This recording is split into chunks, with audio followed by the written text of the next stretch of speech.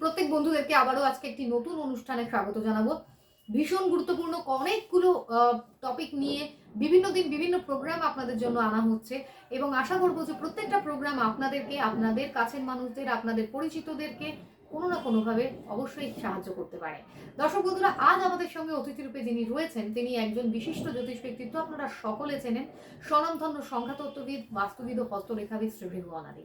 প্রত্যেক প্রোগ্রামে যথাযথভাবে তিনি সহজভাবে এবং একদম লজিক্যালি চেষ্টা করেন আপনাদেরকে সেই প্রশ্নগুলো সম্বন্ধে বা সেই প্রসঙ্গগুলো সম্বন্ধে ইনফরমেশনটা সঠিকভাবে যেন দিতে পারেন, যার দ্বারা আপনি যেখান থেকে প্রোগ্রাম দেখছেন আপনি যেন আপনার জন্য কিছু অন্তত এখান থেকে পেতে পারেন।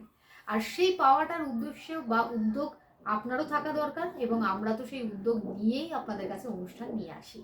আজও আমরা আপনাদের জন্য যে বিষয় নিয়ে এনেছি অনুষ্ঠান সেটা জানাবো, কিন্তু চলুন তার আগে আমরা আমাদের অতিথিকে একটু স্বাগত জানাচ্ছি দাদা আপনাকে। নমস্কার। উপস্থিত সকলকে আমার আন্তরিক প্রীতি, শুভেচ্ছা, ভালোবাসা, বড়দের শ্রদ্ধা ও নমস্কার জানিয়ে প্রত্যেক দিনের মতো সিভিউ অ্যান্ড মোটিভেশন এই ইউটিউব চ্যানেলটা আপনাদের অনুপ্রেরণা তৈরি করা, আপনাদের ভালো লাগা ভালোবাসাতে আস্তে আস্তে 19 সাল থেকে যে 23 সালে শেষে এসে গেছি 24 সাল। তা আপনারা আল্লাহর কাছে দোয়া করুন, ঈশ্বরের কাছে প্রার্থনা করুন, গডের কাছে প্রার্থনা করুন যাতে ভিগুদা ঠিক মতো সুস্থভাবে সুস্থ পরিবেশের থেকে আমাদের অনুষ্ঠান পরিবেশন করতে পারে, আমরাও ঠিক সবাই যেন সুস্থ থেকে অনুষ্ঠানগুলো আমরা ঠিকভাবে উপভোগ করতে পারি এবং নিজের জীবনে বাস্তবে প্রয়োগ করে আমরা কিছু শুভ ফল লাভ করতে পারি। ঠিক কথা। এবং এই জন্যই আজ আমরা আমাদের দর্শক বন্ধুদের জন্য যেটা জানবো সেটি হলো দাদা, যে বিভিন্ন অক্ষর বা লেটারের মধ্যে থেকে আপনি যদি আজকে নতুন ইংরেজি বছরে কে দিয়ে শুরু হচ্ছে যে সকল দর্শক বন্ধুদের নাম, সেই কে অক্ষরের দর্শক বন্ধুদের বা জাতক জাতিকাদের এই বছরটি, নতুন বছরটি ঠিক কেমন, কি আছে, কতটা ভালো বা কি বিষয়, কিছু গাইডলাইন যদি দেন। যে লেটারটা দিচ্ছি সেই লেটারটা দিয়ে ভালো, এটারই কোনো সন্দেহ নেই, পোস্টেই দেওয়া হয়, কিন্তু সেই লেটারে পারফেকশনটা কতটা এটা কিন্তু বোঝার বিষয়। যারা নতুন দর্শক তারা এবারে আলোচনা শুনলে বুঝতে পারবে, যারা পুরোনো দর্শক তারা জানে ঠিক বলে যাবে এটা কে দিয়ে কোটি কোটি লোকের নাম আছে, কিন্তু আমার নামে কে দিয়ে নামটা অ্যাপ্রোপ্রিয়েট ঠিক কিনা অ্যাজ পার রাশি, লগ্ন, বাবার নামের প্রথম অক্ষর, মায়ের নামের প্রথম অক্ষর, যেভাবে বিচারটা হয়, বিচার করে নামটাকে কে রাখা হয়েছে নাকি ইমোশনে কে নামটা রেখেছে, এটা বোঝার বিষয়। বিচার করে যদি রাখা হয় তাহলে ফার্স্ট লেটার যদি কী হয় তার লাস্ট লেটারটা থাকবে, যোগ করে সংখ্যাতত্ত্বের ঘুরের প্রভাব আসবে, এগুলো সে ম্যাচ করে রেখেছে, তাহলে আপনার জন্য উপযুক্ত 2024 সাল।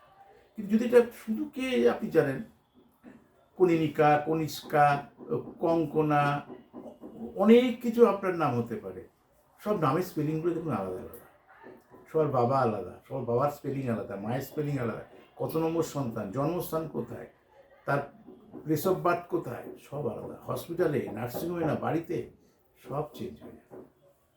তাহলে এই যে লক্ষ লক্ষ নামের রয়েছে, কেন 26টা লেটার দিই তো না, পৃথিবীতে 26টা লেটারের বাইরে তো লেটার সৃষ্টি হয়নি এখন পর্যন্ত, তার মধ্যে কেউ না কেউ নাম রেখে ফেলেছে, যে রেখে ফেলেছে যারা তারা এই বাইরে, যারা প্ল্যান ওয়াইজে রেখেছেন তাদের জন্য অ্যাপ্রোপ্রিয়েট।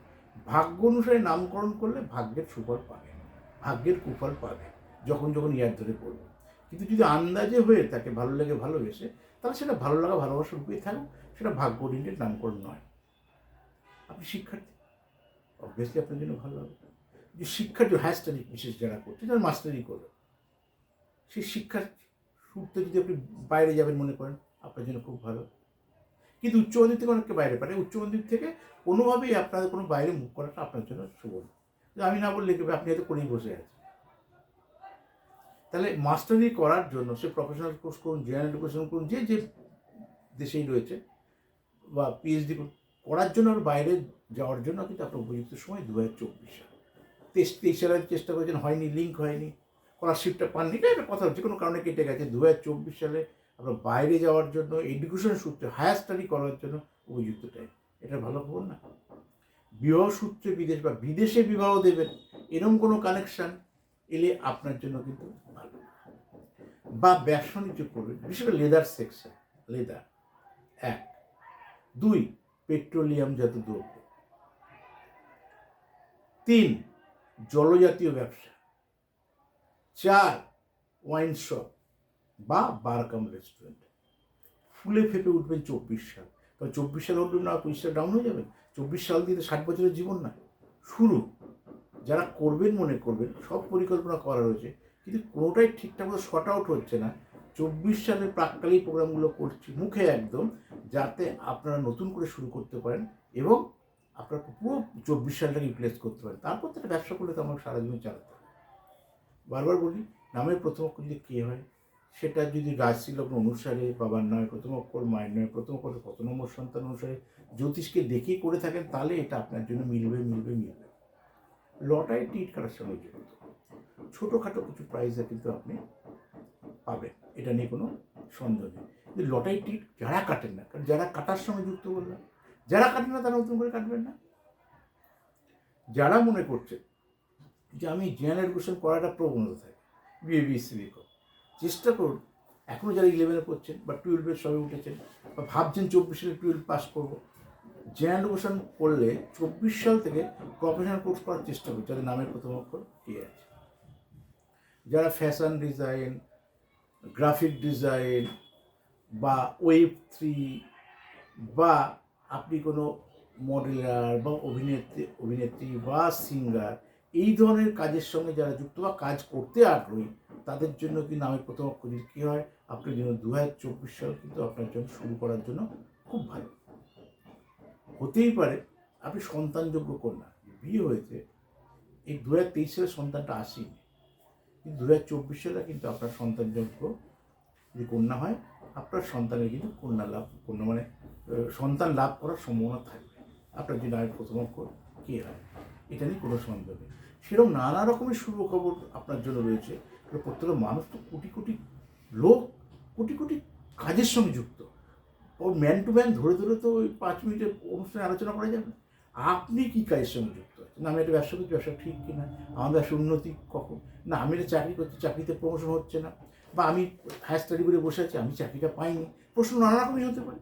তো ব্যক্তিগতভাবে চেম্বারে এসে দেখাতে পারে, ওয়েস্টবেঙ্গলের কলকাতায়, এখানে অনুষ্ঠান দেখছেন ভারতবর্ষের পশ্চিমবঙ্গের কলকাতায়। আমার নাম জ্যোতিষ ত্রিবিগনাথ। যারা মনে হচ্ছে অনলাইন বিচার করবেন, সব থেকে সুবিধা, ওয়ার্ল্ডের যে কোনো থাকবে, ঘর থেকে বসে একই পরিষেবা পাবেন, সেম ভিজিট। তাহলে কেন পরিষেবাটা নেবেন না? আদৌ আপনি নামকরণ ঠিক আছে না, ডেট অফ বার্থ পাঠিয়ে আপনি করে নেন। নামকরণে ভিজিট 7,000 টাকা। নামটাই যদি ভুল থাকে, আর বাড়ির ভিতটাই যদি ভুল থাকে, ইমোশনাল বাড়ি থেকে কী করবেন, কি ঝড় আসবে, বৃষ্টি আসবে, সাইক্লোন হবে, বাড়ি ভেঙে পড়ে যাবে। আমাদের তো আগে মানুষের বেঁচে থাকলে তবে তো আমি সুস্থভাবে লাইফ লিড করা, তারপর তো রোজগার করা, সংসার করা, সব বেঁচে থাকার ওপর। তা আমি যদি নিজেই পৃথিবীতে না থাকি, তাহলে বাড়ি ঘর বিষয় সম্পত্তি ভবিষ্যৎ বলে কী আছে? ওই জন্য হাতে বলা আছে, আয়ুর্বেদের পয়েন্ট অফ ভিউ থেকে সব নাই থাকলে ভাগ্যের কোনো প্রশ্ন নেই।